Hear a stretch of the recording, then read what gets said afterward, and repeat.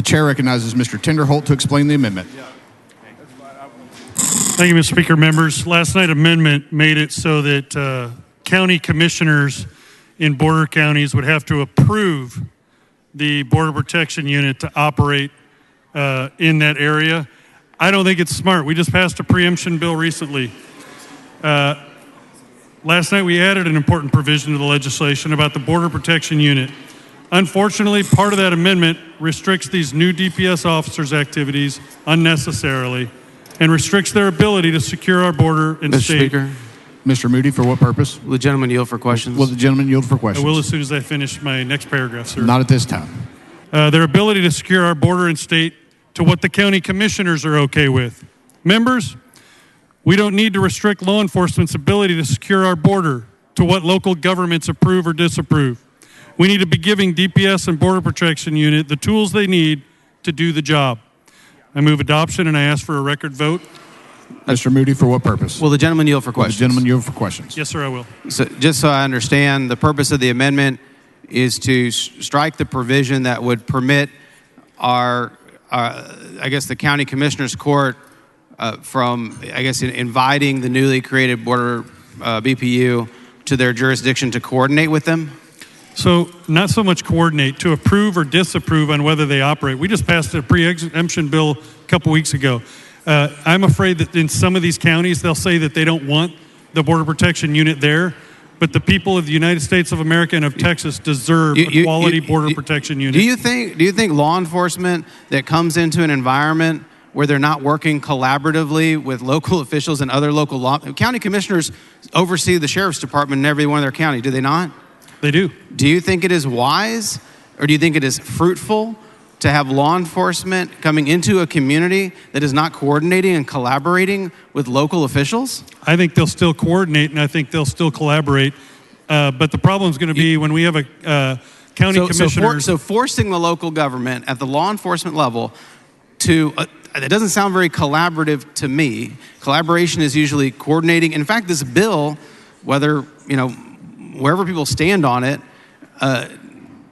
seems to be pushing an effort to make sure that courts, prosecutors, law enforcement at all levels are working together. You're familiar with the idea of fusion centers and things like that, right? I am, but what you're implying is that if I remove this, that no collaboration takes place. I think it still does. The provision exists to try to exempt them and stop them from certain counties. There's no other reason that would exist. Wouldn't you agree with me? What the bill builds in by asking our local elected officials to openly engage in this conversation is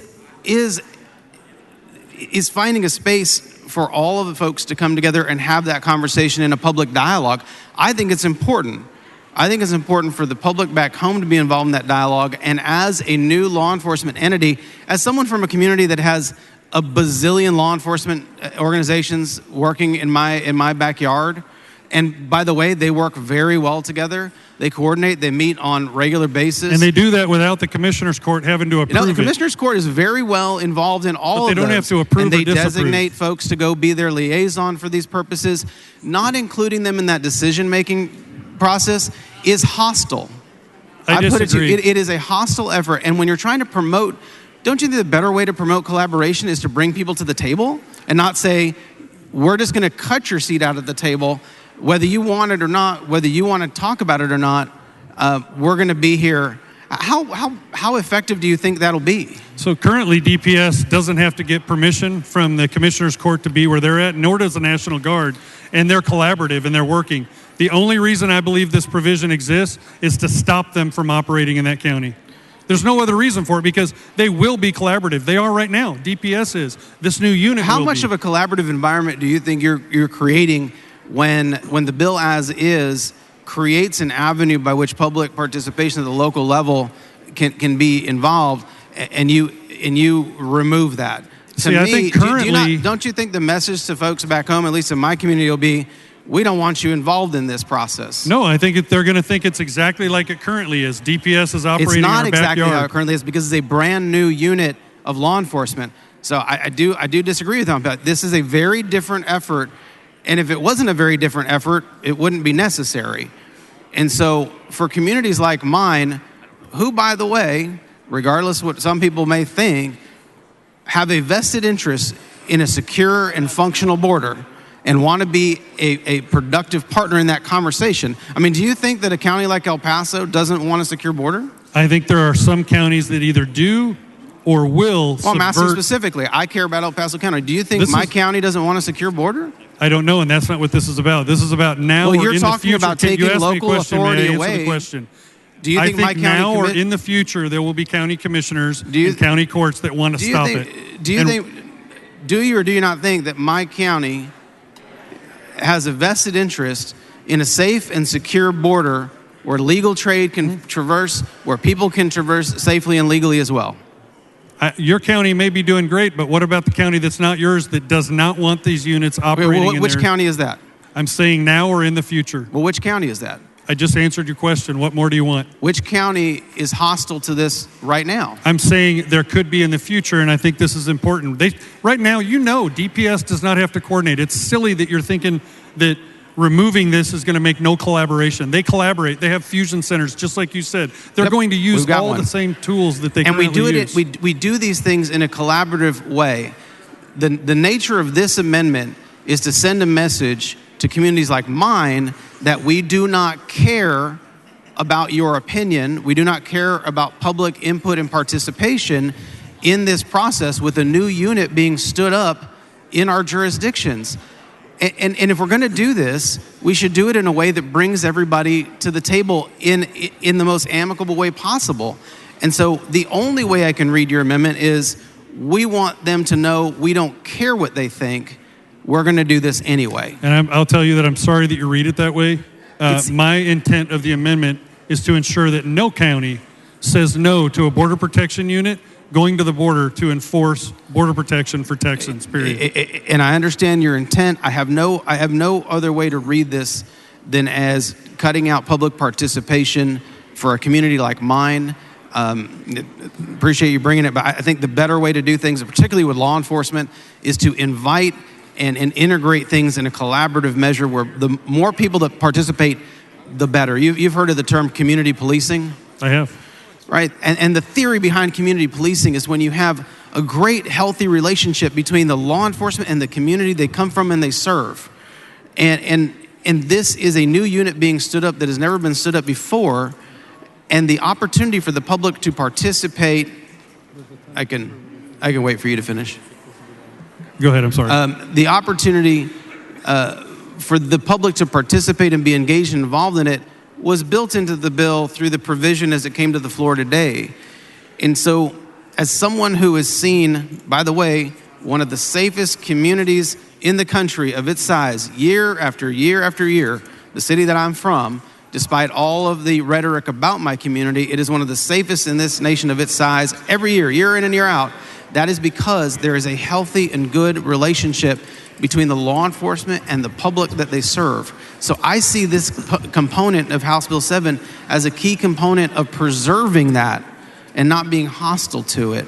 In what way would you disagree with having a collaborative measure for our local government to be involved in this? I'll state it simply, kind of what I said last night. We had people in politics that wanted to defund the police. And right now at the border, there's some people doing some amazing things. I'm not here for catchphrases. Let me finish. Tell me what's going on for real. There's amazing things happening at the border, but I'll tell you as a nation, we're failing miserably. And what I'm saying through this amendment is no county can say no to a border protection unit to protect Texans and Americans. There's nothing else to imply from my amendment other than that if there's a county that it decides they don't want this unit there, I'm saying that we're coming and we're going to protect your community. And if you're and we don't care what you think about it. Well, hold on. If you're an elected official that says you don't want it, you don't want to protect your community, we're going to protect it anyway. Yeah, I think I understand your point, trying to be respectful. To say that a community like mine doesn't care about safety and security or somehow would thumb their nose at safety and security, it is a reality that we live every day. And the border and immigration, the situation with border and immigration in our community is very complicated. And it's not a black and white issue. It's not It just is. about The it's not border- just the about border is stacking not troops wide up on the open. border. The gentleman's time has expired. Chair recognizes Mr. Guerra on the amendment. Mr. Guillen, I'm sorry. Mr. Guillen on the amendment. Thank you, Mr. Speaker. Members, I'm going to leave this up to the will of the House. What this does is it eliminates the ability of the counties to approve or disapprove the presence of the BPU. I'm going to leave it up to the will of the House. Thank you. The question occurs on the adoption of the chair recognizes Mr. Tinderholt to close on the amendment. Thank you, Mr. Speaker. Members, if you want border protection units to be able to operate without a local elected officials approving, I would request that you vote with me. Do you have questions? Mr. Speaker. Mr. Harrison, Does the gentleman what yield for purpose? questions? Will the gentleman yield for questions? Mr. I do. Tinderholt, is the The purpose of gentleman the yields. Border Protection Unit to protect the entire southern border of the state of Texas or only part of it? The entire Texas border.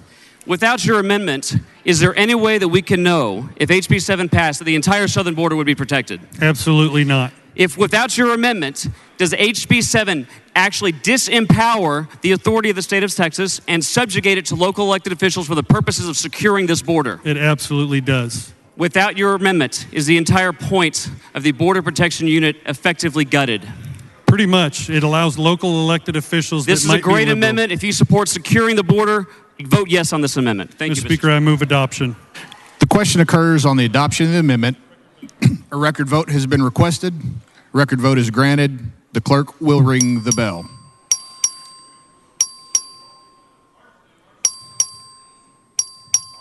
Have all voted? Have all voted? There being 82 ayes, 63 nays, the amendment fails to adopt. The following amendment, the